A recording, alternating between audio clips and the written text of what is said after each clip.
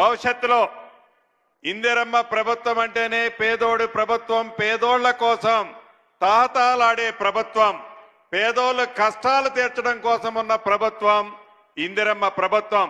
ఇటువంటి మన ఇందిరమ్మ ప్రభుత్వంలో మన నాయకులు రేవంత్ రెడ్డి గారి నాయకత్వంలోని మన ఇందిరమ్మ ప్రభుత్వం చెప్పిన మాటలే కాకుండా చెప్పని అనేక అంశాలని రాష్ట్ర ఆర్థిక పరిస్థితి బాగలేకపోయినా ధనిక తెలంగాణ రాష్ట్రాన్ని 8,19,000 కోట్లు ఆనాటి పెద్దలు, అది కార్పొరేషన్ల ద్వారా కావచ్చు, సింగరేణి కావచ్చు, FRBM నామ్స్ లో కావచ్చు, ఇతరత్ర అప్పిస్తున్నోడే పాపం ధనిక తెలంగాణ రాష్ట్రమని సొల్లు మాటలు చెప్పి రాష్ట్ర ప్రజలని మభ్యపెట్టి, దేశంలో ప్రజలందరినీ మభ్యపెట్టి దొరికిన కాడికి ఎక్కడ దొరికితే ఎంత వడ్డీకి దొరికినా డబ్బు తెచ్చి కొల్లగొట్టి ఆ డబ్బులో 1,00,000 కోట్లు పైగా ఆ కుటుంబం ఖాతాల్లో ఈనాడు జమ చేసుకున్న మహానుభావుడు అప్పు చేసిపోతే మన ఇందిరమ్మ రాజ్యం వచ్చిన 15 నెలలలో 1,58,000 కోట్లు అప్పు చేస్తే 1,54,000 కోట్లు అప్పుకి సంబంధించిన అసలు మిత్తి కడితే ఆ పెద్ద మనిషి అంటాడు, మీరు 15 నెలలలో 1,58,000 అప్పు చేశారు, 10 ఏళ్లలో 15 లక్షల అప్పు చేస్తారు అని అంటాడు. నువ్వు అధికారం కాంగ్రెస్ ప్రభుత్వం నుంచి నువ్వు అధికారం తీసుకున్న నాడు, రాష్ట్ర విభజన జరిగిన నాడు ధనిక తెలంగాణ రాష్ట్రంగా నువ్వు తీసుకుంటే ఏ అప్పులకి అసలు మితి నువ్వు ఆనాడు కట్టాల్సిన అవసరం రాలే. కానీ ఈనాడు ప్రతి నెల 6,500 మనం తిన్నా తినకపోయినా, మన అవసరాలు ఉన్నా లేకపోయినా అసలు మితి కడితేనే దేశంలో మన రాష్ట్రానికి గౌరవం ఉంటుంది. ఆ పరిస్థితి తీసుకొచ్చింది ఆ పెద్ద మనిషి. నిన్న మొన్న చూశారు, ఈ 15 నెలలలో అసెంబ్లీ జరిగేటప్పుడు ప్రధాన ప్రతిపక్ష నాయకుడు అని చెప్పుకుంటున్న ఆ పెద్ద మనిషి 2 సార్లు అసెంబ్లీకి వచ్చాడు. నోరు ఇప్పితే ఏ ముత్యాలు రాలతాయనో, ఆ మాట్లాడితే నిజాలు ఎక్కడ చెప్పాల్సి వస్తుందనో అసెంబ్లీకి రాడు. అసెంబ్లీకి వస్తే సమాధానము ఉండదు. ఇక వాళ్ళ తొత్తుని కౌరవ సైన్యాన్ని అసెంబ్లీకి పంపిస్తాడు. మొన్న చూశారు మీరందరూ, దళిత స్పీకర్ అని కూడా లెక్క చేయకుండా అహంకార పూరితంగా బీఆర్ఎస్ పార్టీ నాయకులకి సూచనలు ఎవరిస్తారా అంటే ఆ పెద్ద మనిషి కేసీఆర్ గారు ఇస్తాడు. ఆ సూచనల ప్రకారం అహంకార పూరితంగా దళిత స్పీకర్ అని కూడా చూడకుండా ఎలా అసభ్యంగా మాట్లాడారో తెలంగాణలోని ప్రతి బిడ్డ గమనించాడు. అదే వారు పరిపాలన చేసే నాడు మన శాసనసభ్యులు, కాంగ్రెస్ శాసనసభ్యులుగా కోమటిరెడ్డి వెంకటరెడ్డి గారు మిగతా మిత్రుల్ని వట్టి పుణ్యానికి శాశ్వతంగా శాసనసభ సభ్యత్వమే ఆనాడు రద్దు చేశారు. నిన్న మొన్న గౌరవ ముఖ్యమంత్రి గారు ఈ రాష్ట్రంలో జరుగుతున్న పరిస్థితిని గురించి, ప్రధాన ప్రతిపక్ష పాత్రని ఆ పెద్ద మనిషి ఎలా నిర్వహిస్తున్న దాని గురించి అనేక విషయాల గురించి క్షుణ్ణంగా చెప్పారు. కానీ అది వినే ఓపిక కూడా లేదు. వారు చెప్పేది తప్ప మన వినాలి తప్ప మనం చెప్పేది వాళ్ళు వినే ఓపిక వాళ్ళకి లేదు. అదే ఎక్కడ వినాల్సి వస్తుందో అని, ఎక్కడ నిజం చెప్పాల్సి వస్తుందోనని అసెంబ్లీ నుంచి ఎప్పుడు గేటు దాటి బయట సొల్లు మాటలు మాట్లాడాలని తాపత్రయపడుతున్నారు బావమరుదులిద్దరు. ఇది నిజం. తెలంగాణ ప్రజల ప్రతిదీ గమనిస్తున్నారు. నిజం. ఎన్నికల ముందు ఆనాటి పిసిసి అధ్యక్షులు గౌరవ ఈనాటి ముఖ్యమంత్రి రేవంత్ రెడ్డి గారు మేమందరం ధనిక తెలంగాణ రాష్ట్రమని నువ్వు చెబుతుంటే రాష్ట్ర ఖజానాలో ఎన్ని వేల కోట్లు నిధులున్నాయనో మేము అనుకున్నాం. పరిపాలనలోకి వచ్చిన తర్వాత తెలిసింది నీ అసలు భాగోతం. 8,19,000 కోట్లు అప్పు మా నెత్తిన పెట్టి సుమారు 1,00,000 కోట్లు పైగా దోచుకొని, ఆ దోచుకున్న డబ్బుతో అహంకారంతో ఎర్రబీగుతూ ఇందిరమ్మ ప్రభుత్వం అని ఇందిరమ్మ ప్రభుత్వాన్ని తెలంగాణ ప్రజలు దీవిస్తే ప్రభుత్వం వచ్చిన 10 రోజుల నుంచి మిమ్మల్ని దింపుతాం వీళ్ళు వస్తున్నారు నా పార్టీలోకి వాళ్ళు వస్తున్నారని లీకులిస్తూ డబ్బుందనే అహంకారంతో ఇందిరమ్మ ప్రభుత్వాన్ని కూలగొట్టాలని తాతాలాడుతూ అధికారం కోసం కుట్రాలు పన్నిన మీరు ఈనాడు నిత్యము ప్రజల మధ్యనే ఉంటూ ప్రజల కోసం సుమారు రోజుకి 16 గంటలు కష్టపడుతున్న గౌరవ ఈ ముఖ్యమంత్రి గారిని ఈ కేబినెట్ని ఈ సభ్యులని విమర్శించడమే ధ్యేయంగా పెట్టుకొని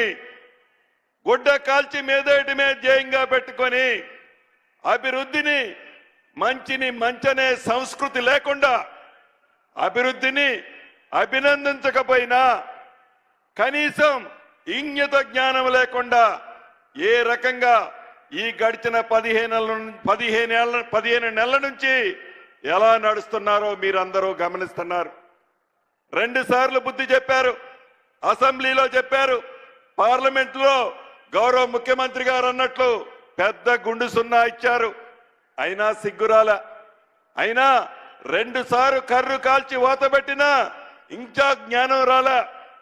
ఊహల్లో తేలుతూ మళ్ళీ మేమే ప్రభుత్వం వస్తుందని పగటి కలలో కంటూ కాలయాపన చేస్తూ ప్రజలను మభ్యపెడుతూ ఈనాటి ప్రతిపక్షం ఎలా నడుస్తుందో మనం చూస్తున్నాం. ప్రతిపక్ష నాయకుడు అంటే అసెంబ్లీకి రావాలి, అపారమైన అనుభవం ఉందని చెప్తున్నాడు ఆ పెద్ద మనిషి.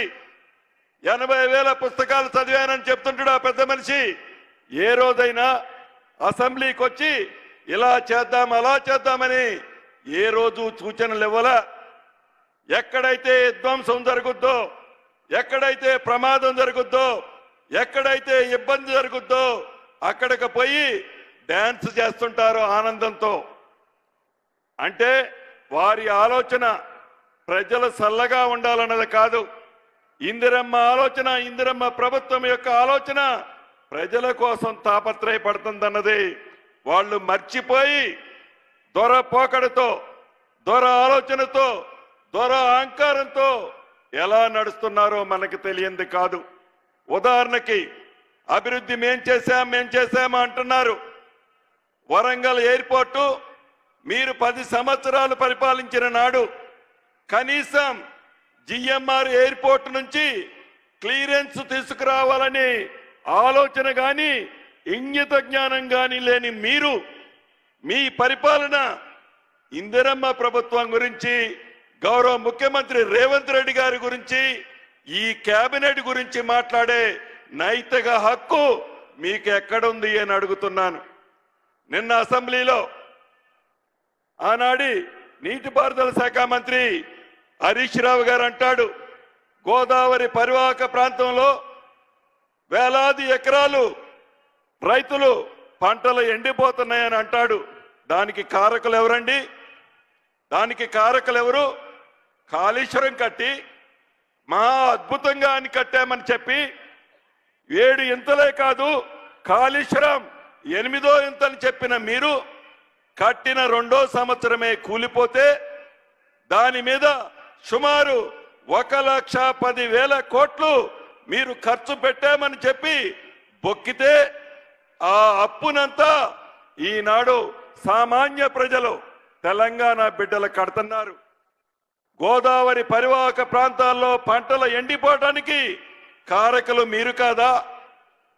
కృష్ణా పరివాహక ప్రాంతంతో పంటలు ఎండిపోవడానికి కృష్ణా పరివాహక ప్రాంతంలో తెలంగాణకు రావాల్సిన నీటిని కేంద్ర ప్రభుత్వంతో మీ స్వార్థం కోసం మీ కేసులు కేంద్ర ప్రభుత్వం ఎక్కడ బయట తీస్తుందోనని ఆనాడు ఆంధ్రప్రదేశ్ ఉన్న ప్రభుత్వంతో కుంభక్కై తెలంగాణకి రావాల్సిన కృష్ణా నీటిని ఆంధ్రాకి వదిలిపెట్టింది మీరు కాదా? అటు గోదావరి కానీ అటు కృష్ణా కానీ ఈనాడు తెలంగాణ రైతుల పంటలు ఎండుతున్నాయంటే దానికి కారకులు ఇందిరమ్మ ప్రభుత్వం కాదు, దానికి కారకులు మీరు ముమ్మాటికి.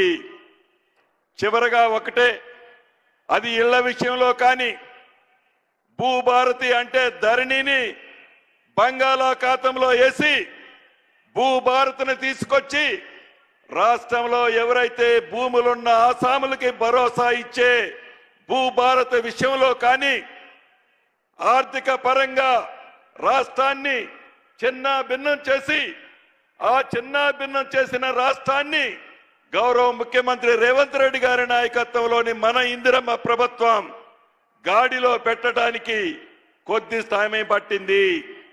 ఇచ్చిన ప్రతి మాటని ఒకరోజు వెనక ముందు కావచ్చు, ఒక నెల లేటు కావచ్చు, కానీ ఇచ్చిన ప్రతి మాటని మాట తప్పకుండా ఇందిరమ్మ ప్రభుత్వంలో గౌరవ ముఖ్యమంత్రి రేవంత్ రెడ్డి గారి నాయకత్వంలోని మన ప్రభుత్వం బరాబర్ చెప్పిన ప్రతి కార్యక్రమాన్ని పేదోడికి అందిస్తుందని కూడా మరొక్కసారి ఈ వేదిక ద్వారా మీకు తెలియజేస్తూ, 15 నెలల క్రితం ఏ ప్రేమ అభిమానంతో ఇందిరమ్మ ప్రభుత్వాన్ని మీరు తీసుకొచ్చారో రాబోయే 4 సంవత్సరాల తర్వాత కూడా అదే ప్రేమ అభిమానంతో గౌరవ ముఖ్యమంత్రి రేవంత్ రెడ్డి గారి నాయకత్వంలోని మన ఇందిరమ్మ ప్రభుత్వం చేస్తుంది.